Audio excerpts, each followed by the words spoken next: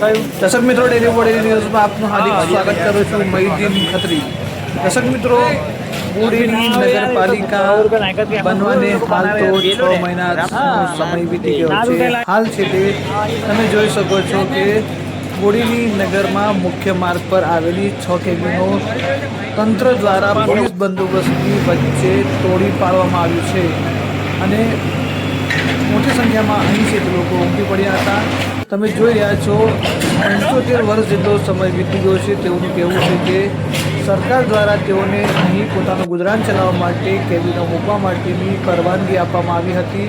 ત્યારબાદ છે તે આજે આ સુપડા સાફ કરી દેવામાં આવ્યું છે અને જેને લઈને કેબિન જે માલિકો છે તેઓમાં રોષ જોવા મળી રહ્યો છે. હાલ તમે જોઈ શકો છો કે પોલીસનો ચાપતો બંદોબસ્ત મૂકી દેવામાં આવ્યો છે અને આ જે કેબિનો છે તે તોડી પાડવામાં આવી છે. આમાં 6 જેટલી કેબિનો હતી અને 6 કેબિનો તોડી પાડવામાં આવી છે.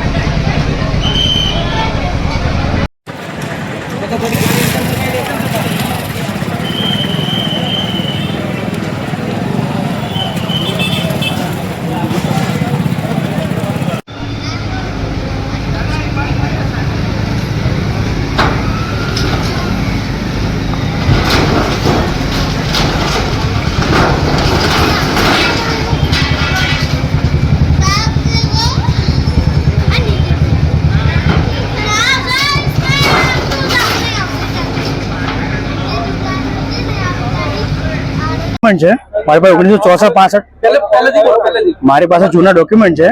મારી પાસે 1964-65 ની પાવતી પડી છે 65 ને એમાં મારું કેબિન સળગી ગયું હતું. તો મારા દાદાએ જે તે સમયે પરવાનગી માંગેલી 1966 કે મારું જૂનું કેબિન સળગી ગયું છે, નવું મૂકવા બાબત માટે અરજી મૂકેલી. એટલે પ્રભુ રૂપ થઈ ગયું. આનાથી જૂનું કેબિન હતું એ રૂપ થઈ ગયું. પછી બીજું મારી પાસે માપ બી છે કે 5/5 નું માપ છે મારું એમ.